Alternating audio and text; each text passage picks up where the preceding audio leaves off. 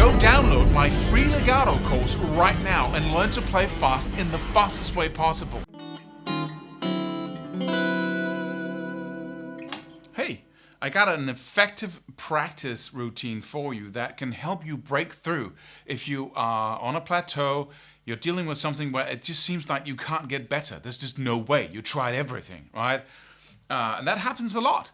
And the brain is very willing to tell you that it's just because we don't have the talent. You don't have the capability of playing that fast or doing it at that level, because it's a cop-out.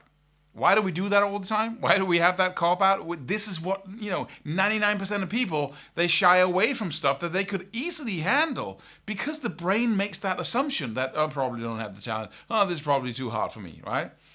But why do we do that? It comes from the fact that the brain is trying to save resources all the time. It's a saver, right?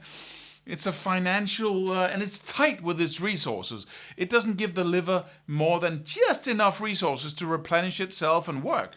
And so it is with everything, every organ in the body, every muscle. That's why your muscles deteriorate when you don't use them, because why keep that up when you don't use the thing, right? And so it is with guitar practicing. Let's say you spend a lot of energy practicing something, right? And you just don't get the results you expect. Then the brain at some point is going to say, why bother anyway? And it's going to send all these signals to you, like hormones throughout the body that makes you bored with whatever exercise you're trying to master, or makes you frustrated, or whatever emotion will make you go away from spending that many resources on something that doesn't give you results. That's what it does.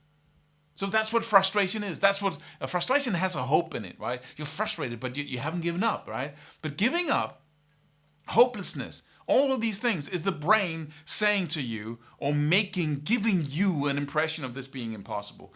But it isn't impossible. You have the same nervous system as me and as many other people. You have the same, 5 fingers, approximately at least, right, on both hands.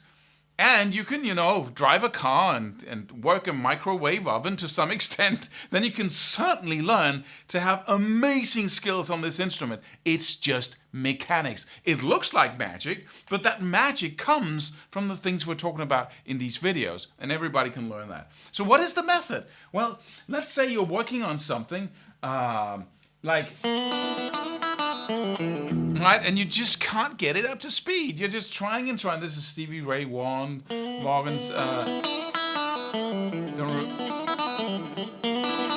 Don't remember it. But let's say you're just playing anything, or 6 notes on 2 strings, right? 12, 10, and 8, right? We've been using in these videos on both the E and the B string.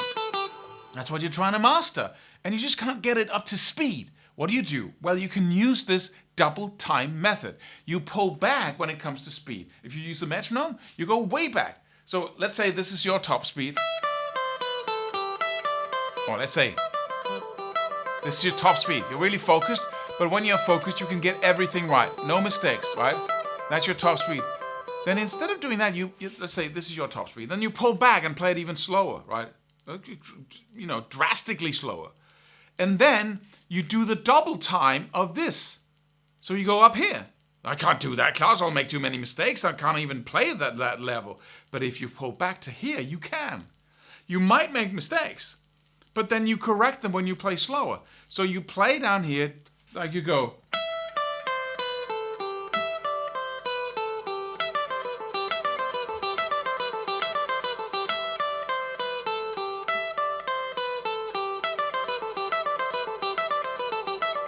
Right? You might also not want to play that many repetitions of the harder part. You can go.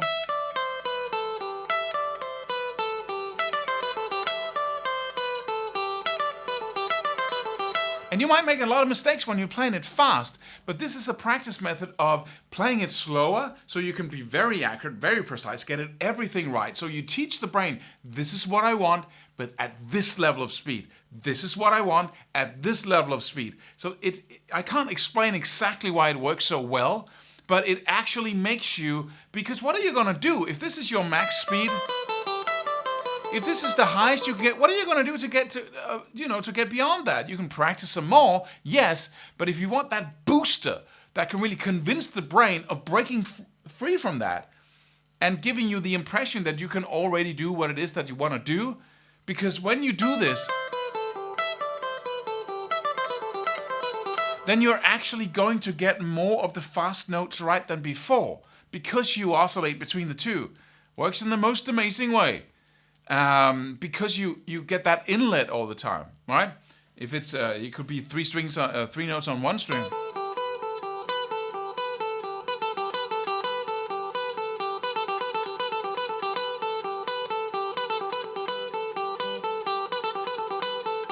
Right? And it's like there's a thing in the brain or in the body that allows you to actually get the first couple of notes right when you play fast, and that's what you utilize, that's what you use, that's what you exploit, right?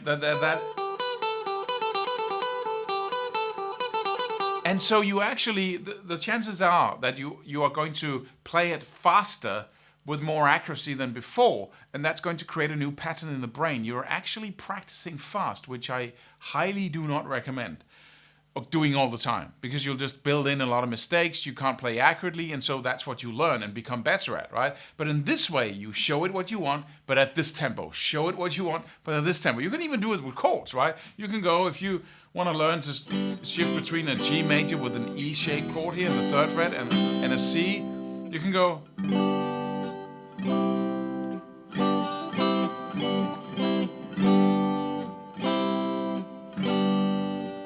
one instance,